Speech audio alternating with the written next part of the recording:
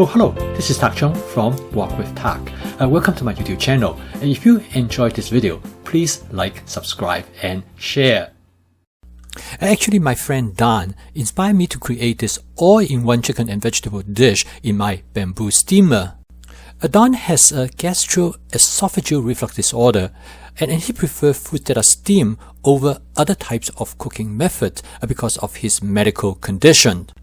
Dan has a steamer, and he asked me to help him to create an entire meal in a steamer with chicken and vegetables.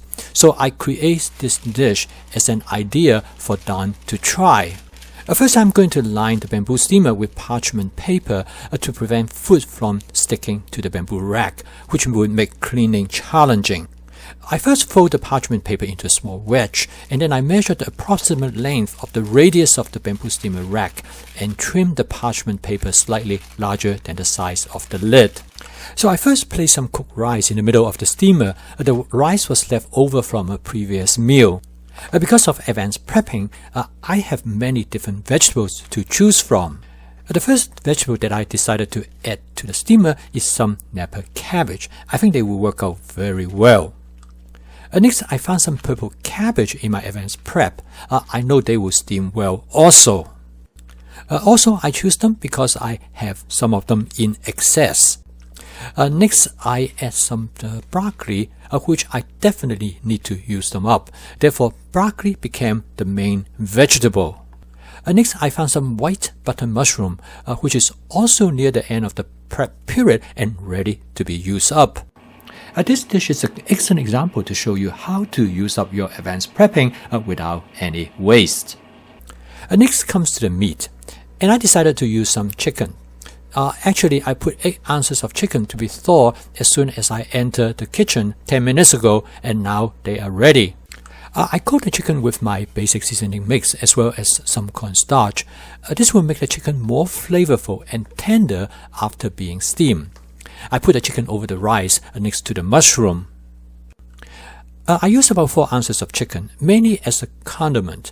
However, the dish's primary focus is the vegetable, but the chicken will make the dish to have a more complex flavor and texture. Last but not the least, I add some tofu that I prepped earlier for another dish. This was a good time for me to use them up. Besides, my wife loves tofu. Finally, I sprinkle some of my basic seasoning mix over the ingredients. To top up the dish, I also add some light soy sauce. I have already heated some water in my Cucina 14-inch stainless steel wok to boiling. I place the steamer in the wok and cover the steamer with its lid. 10 minutes later, I check on the progress of the steaming. First and foremost, I want to make sure that the chicken is properly cooked. It looks like it will take another 5 minutes. So I keep the heat low just to maintain a gentle simmering, which will provide enough steam to cook the food.